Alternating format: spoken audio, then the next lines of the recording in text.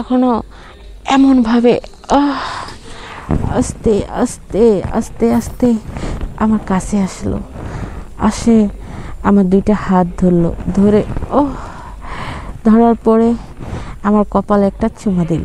দেওয়ার পরে আমি অনেক খুশি হলাম। মানে এমনভাবে আমার অনুভূতি হলো যে মানে ওকে আর বলতেই পারছি না যে তুমি চলে যাও। তখনও অবাক হয়ে আমার দিকে তাকিয়ে আছে। তখন আমি কি বললাম যে ঠিক আছে।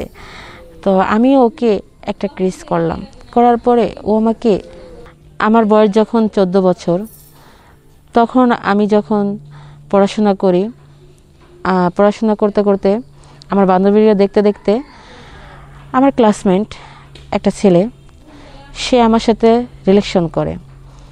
দীর্ঘদিন রিলেশন করার পরে আমি রাজি হই না কিছুতেই। তো রিলেশন করার পরে একদিন হঠাৎ করে আমি করে দেই, ঠিক আছে তুমি যখন আমাকে এতটাই পছন্দ করো তাহলে ঠিক আছে চলো আমি তোমার সাথে যাই। তো আমরা এইভাবে যাইতে যাইতে অনেক দিন, আমাদের প্রায় 6 মাস আমাদের সম্পর্কটা চলে। 6 মাস পরে একদিন আমাকে বলছে আমার বয়ফ্রেন্ড যে চলো তোমাকে নিয়ে ঘুরতে যাব। তো আমি হঠাৎ করে বললাম তুমি আমাকে নিয়ে কোথায় ঘুরতে যাবে? তা বলছে অনেক দূরে যাব। তো আমি বলছি না আমি যাব না। তো আমার বয়ফ্রেন্ডের নাম ছিল আকাশ, আমি সবসময় ওর নাম ধরে বলতাম। তো আমি বললাম আকাশ তুমি যে আমাকে এত দূরে নিয়ে যাবে, আমরা ফিরবো কখন? আমাকে বলল আমরা এমন জায়গায় যাব যে আমরা সকালে যাব বিকালে ফিরে আসব। ঠিক আছে তাহলে চলো। তো সব থেকে মজার কথা হচ্ছে মানে আমার আকাশ কখনোই আমার গায়ে টাচ অবধি করে নাই। আমার সাথে 6 মাস রিলেশন করার পরেও ও কখনো আমাকে স্পর্শ করে নাই, আর কখনো বলেও নাই তুমি আমাকে একটা কিস করো। আমিও কখনো বলি নাই। আমাদের সম্পর্কটা ছিল একটা পবিত্র। তো এইভাবে আমরা 6 মাস যাওয়ার পরে একদিন আমি রাজি হলাম, ঠিক আছে চলো। তাকে তো আমি বিশ্বাস করতেই পারি, সে যত আমাকে 6 মাস ধরে একটা টাচ করেনি। তো আমাকে নিতে নিতে নিতে নিতে একদিন আমরা অনেক দূরে ঘুরতে যাই। সেই জায়গাটা হচ্ছে মনিহাটে।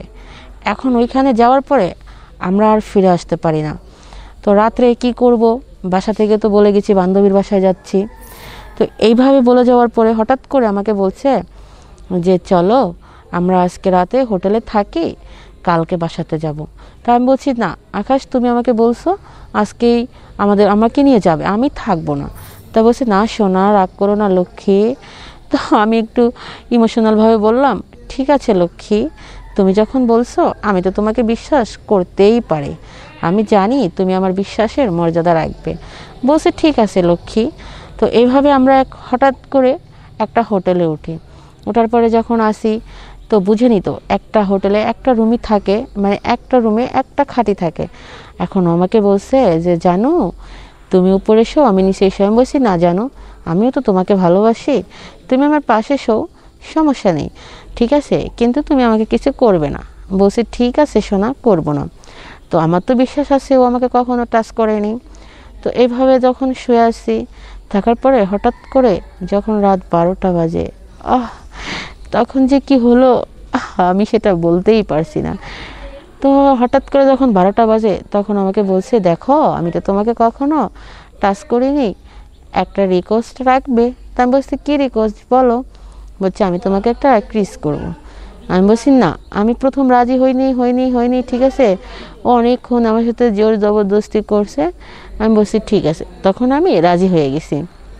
আর যখন রাজি হয়েছি তখনও এমনভাবে আস্তে আস্তে আস্তে আস্তে আমার কাছে আসলো, আসে আমার দুইটা হাত ধরলো, ধরে ধরার পরে আমার কপালে একটা চুমা দিল। দেওয়ার পরে আমি অনেক খুশি হলাম। মানে এমনভাবে আমার অনুভূতি হলো যে মানে ওকে আর বলতেই পারছি না যে তুমি চলে যাও। তখনও অবাক হয়ে আমার দিকে তাকিয়ে আছে। তখন আমি কি বললাম যে ঠিক আছে। তো আমি ওকে একটা কিস করলাম, করার পরে ও আমাকে জাপিয়ে ধরলো। জাপিয়ে ধরার পরে অনেকক্ষণ আমার সাথে, আমি কিছু বলছি না শুধু তাকিয়ে আছি। এরকম আস্তে আস্তে আস্তে আস্তে যখন ও আমার কাছে গেল, যাওয়ার পরে আমার সাথে আপনারা তো বুঝেনি কি হলো। কিন্তু আমি আর কিছু বলতে পারলাম না, ইমোশনাল হয়ে গেলাম। তারপরে আমি বুঝতে পারলাম যে আসলেই এগুলা কি, এত মজা, এত সুখ, এত আনন্দ আমি কখনো কোনো দিন কল্পনাও করতে পারিনি যে এটার ভিতরে কি আছে, এটার ভিতরে এত মজা আছে। যদি জানতাম, যদি বুঝতাম, তাহলে অনেক আগে হয়তোবা ওর সাথে আমি মিশতাম।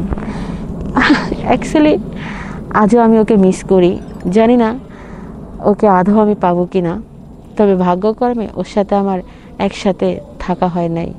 তবে আমার সেই জীবনটা আর আমার সেই লাইফটা এখনও আমি অনেক মিস করি। আর সারা জীবন ওকে বুকে নিয়েই থাকবো, ওর আশায় আমি বাঁচবো।